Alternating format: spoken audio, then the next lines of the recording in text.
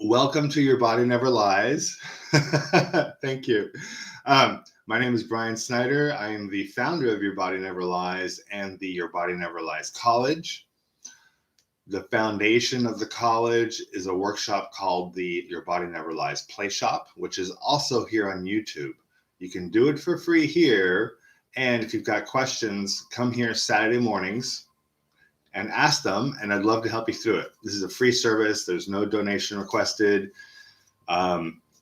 This is karma yoga. This is just me giving back. So the workshop is actually priceless. It took me 30 years to figure out, and it gets amazing results. So, we'll see what happens if you do it. I did get a question from one of my college students about the mind. And so this is just about, how do I shut the mind off when it starts chattering away? Blah, blah, blah, blah, blah, blah, blah, blah, blah. And this happens to all of us. We get into a stressful situation. The mind wants to figure it out quickly, try to extricate us from it or make sure we survive it. And so, of course, the mind just starts chatty.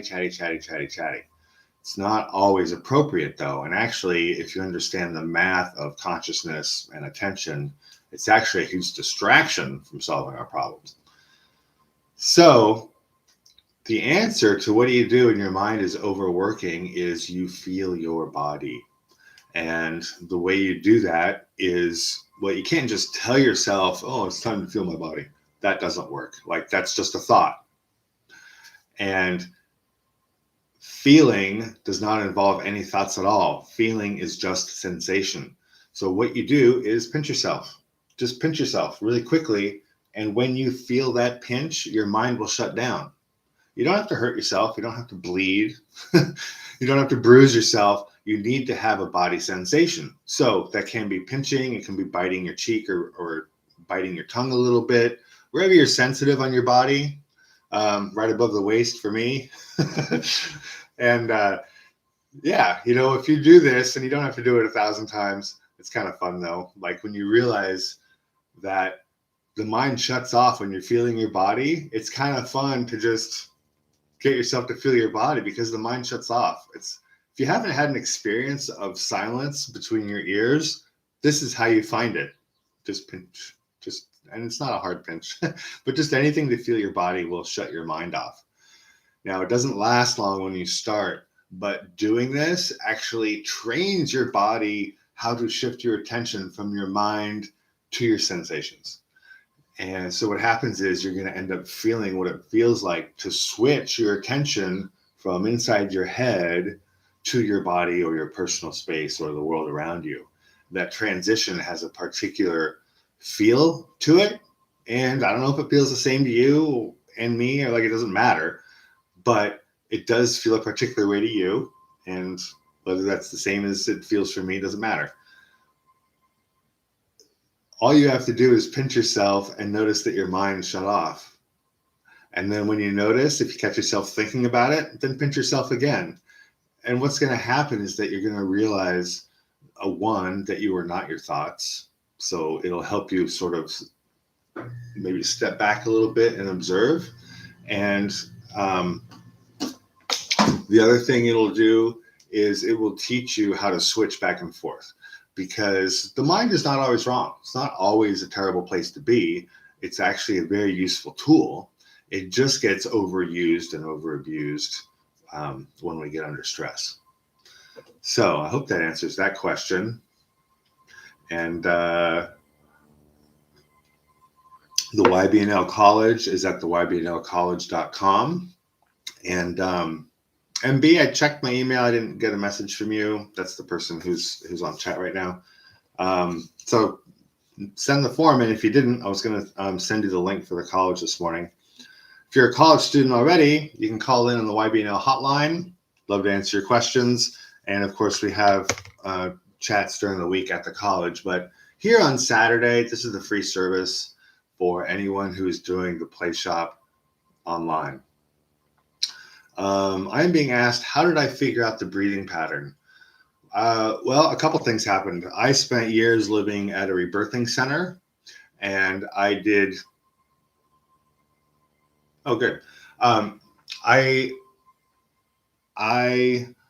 lived at the Rebirthing Center, a Rebirthing Center for several years, and I did many weekend breath trainings, and I became a breath worker, had clients. I had sessions with some famous breath workers, had a lot of training, even with some midwives, pretty interesting stuff. But the rebirthing training, part of that is, well, good breath work, what I consider quality breath work or quality rebirthing is when a rebirther, a breathwork practitioner, simply observes their client breathing, and gentle encouragement or a reminder to breathe if the person starts holding their breath. But I don't get into all of the other add-ons that all the other breathing techniques have brought into breathwork. Like breathwork, I believe, needs to be very simple. And when it's very simple, I notice that when people get under stress, they breathe differently. This is actually pretty obvious. People start maybe hyperventilating a bit, or the chest can get raises higher up here. Some people breathe into their belly, but when there's certainly a body language to a person reliving an old stress during breath work. And part of that body language is the rhythm of the breathing. And what I noticed is that every single time that somebody released something or starts feeling better, their breathing would just go back into this nice undulating pattern. And that nice undulating pattern is like the rebirthing breath. It's the breathwork breath that you do to locate and find old memories. And this is not a breathing class today, so don't go out and try this based on what I'm telling you today. What I notice is that when people get to the end of their breathwork session, they go back into the breathing in this nice, easy way. And what I happened to do is I stretched and went outside of rebirthing and found out about a book called Sentics by a man by the name of Manfred Kleins. What he did is he cataloged and recorded and made sense of different breathing rhythms, and not only breathing rhythms, but emotions in general. So our emotions actually have shape, and they don't have shape because you can see them with your eyes necessarily, but whatever emotion you are feeling, your body vibrates in that particular way. And the vibration form of love and ease is a very nice undulating pattern. And this is part of the Playshop for people who are tuning in. And what we do in breathwork is you breathe in that way. And if you simply push your exhales out and then let the universe inhale you, bring air to you, very quickly you get enough energy that old memories will start coming up. And inevitably, when the picture comes up, it changes our breath because it'll activate an old anger or sadness or fear or something like that. And it really does. And, for me, I've turned gray before during breathwork sessions because I was holding my breath so long because I was so freaked out. So having a good rebirther there next to you is pretty critical. But when we resolve the issue, our breath goes back to this nice undulating pattern. So Manfred Kleins, his book, and it was really funny because I just set this intention, this book appeared, and then I opened it up and there was the waveform picture, and I got exactly the answer I was looking for. If you breathe in a certain way, if you feel a certain way about a certain event or anything at all, your breathing is going to indicate how you feel. So if you're in fear, you breathe a certain way. It's a really quick inhale with a stepped exhale. And if you do breath work or training, you will see this in your clients. When people go into fear, they take really quick inhales and stepped exhales. And every emotion has a different shape to it. That's what happens when you're not paying attention to the shape of your breath. The shape of your breath automatically mirrors your emotion. But what I figured out is that if you simply maintain that nice, even breathing rhythm, You can move a lot of energy without falling into fear or anger or anything else.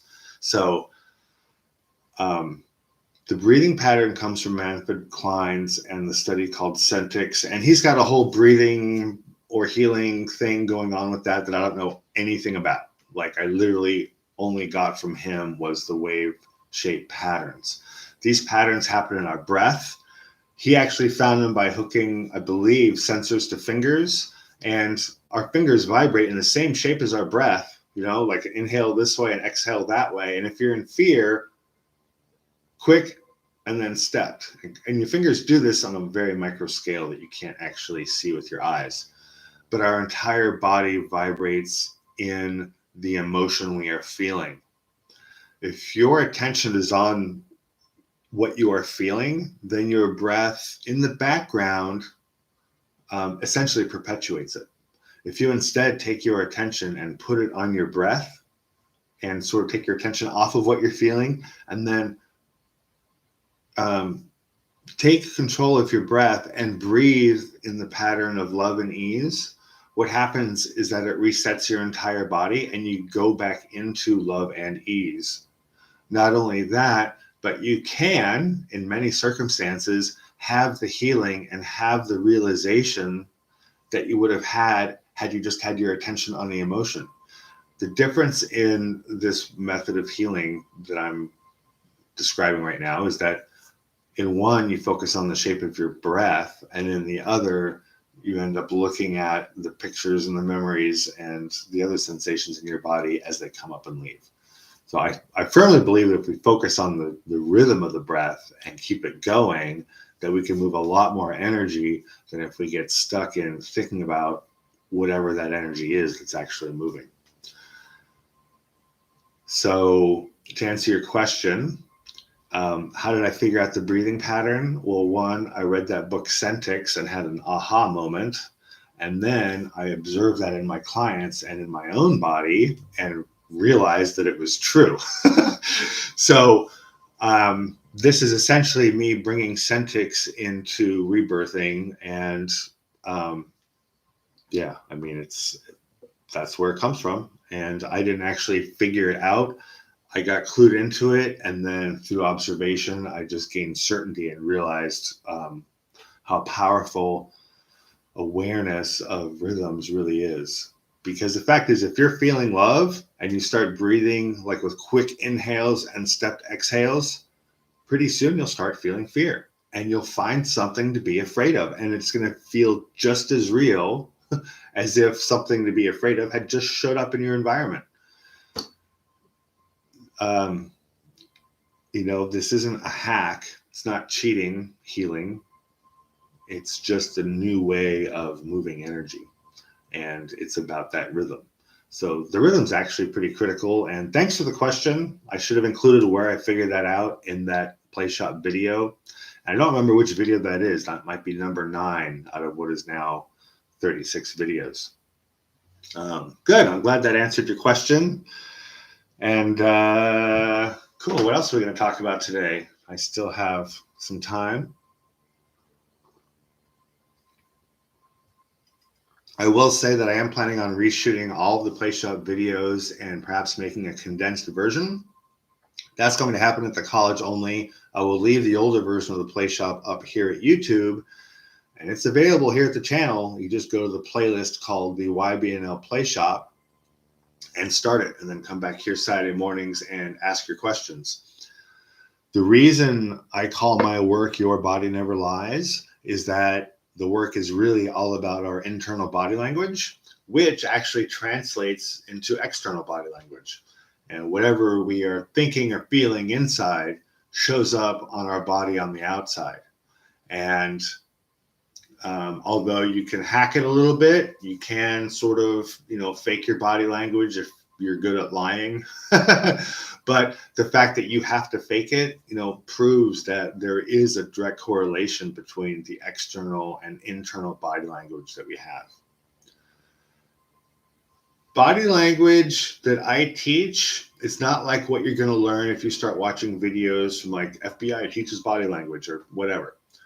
The body language that I care about is how you feel inside your body.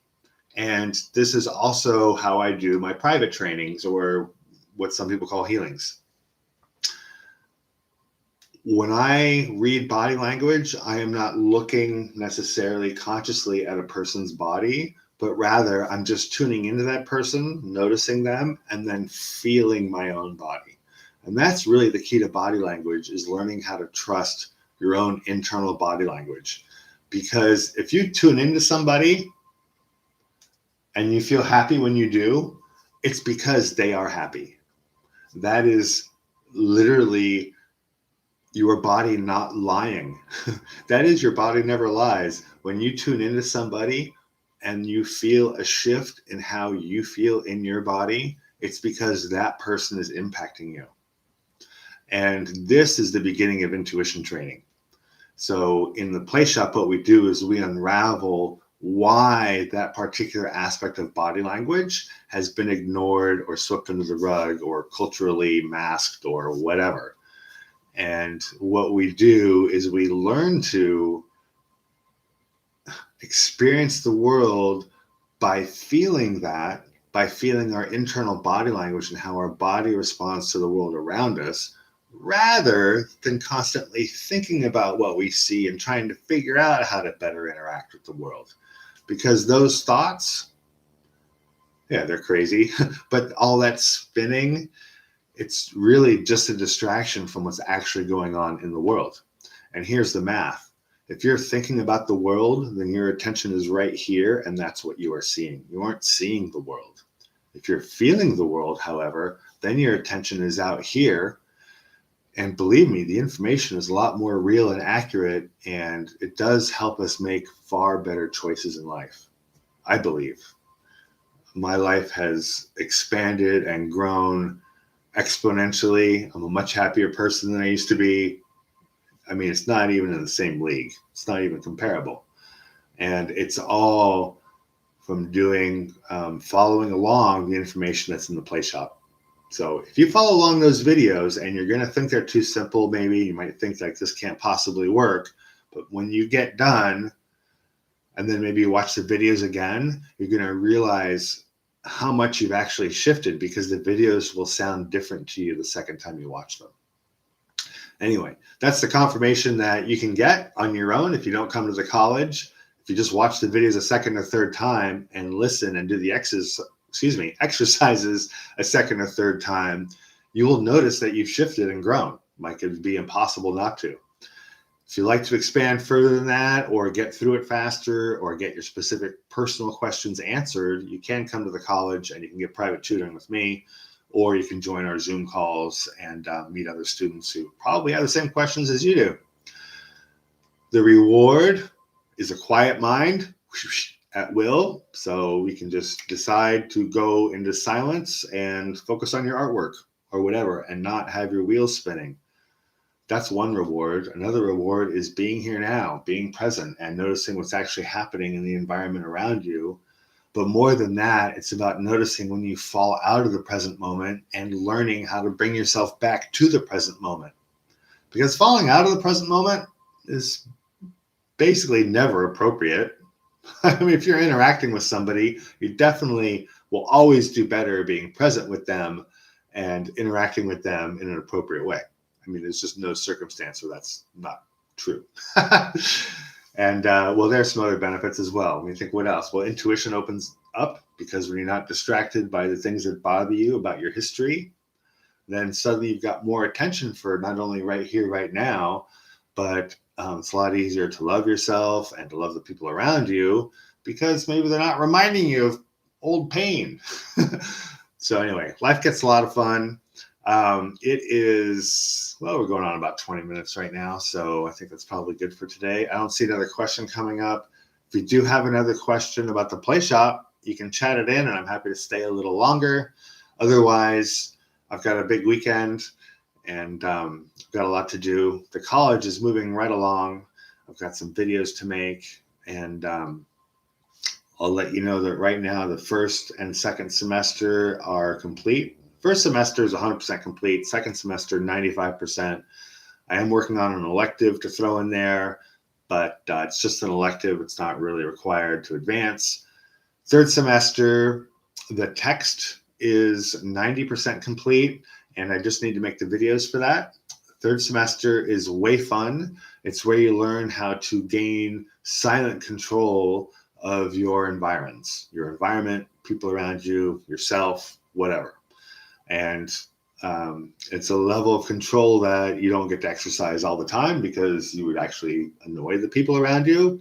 But it's a skill you can use so that if you actually ever do actually need it, it will kick in automatically.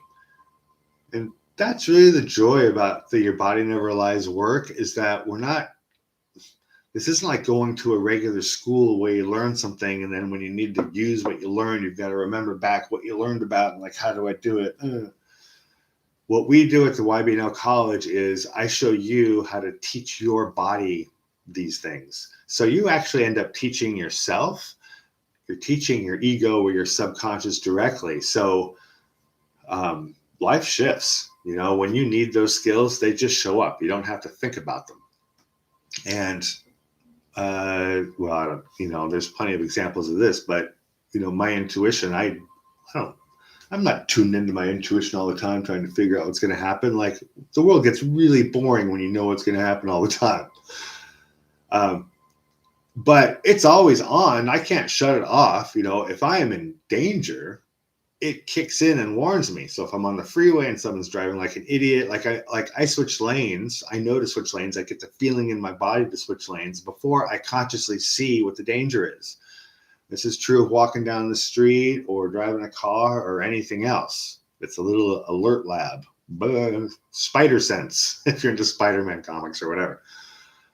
That's what we create.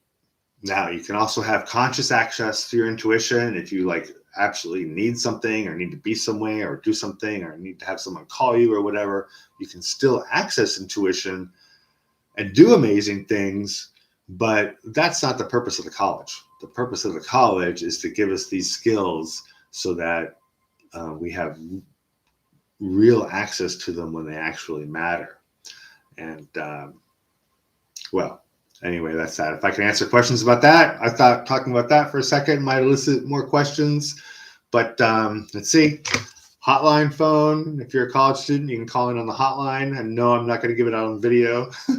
And otherwise, you can chat in a question here. There aren't many people watching right now, so I don't see a chat. All right. Well, thank you so much for tuning in. I hope to see you at the college. If you'd like to find out about the college, you can go to yourbodyneverlies.org. You can find out a little bit about me and a little bit about the school, or you can go directly to the YBNLcollege.com, and there you'll find out how you can get in and find out a little bit about what we do and what the classes are. And I look forward to seeing you there. Have a great weekend, and I guess that's it. All right, we'll see you next Saturday. Please bring your questions. I look forward to answering them. All right, thanks.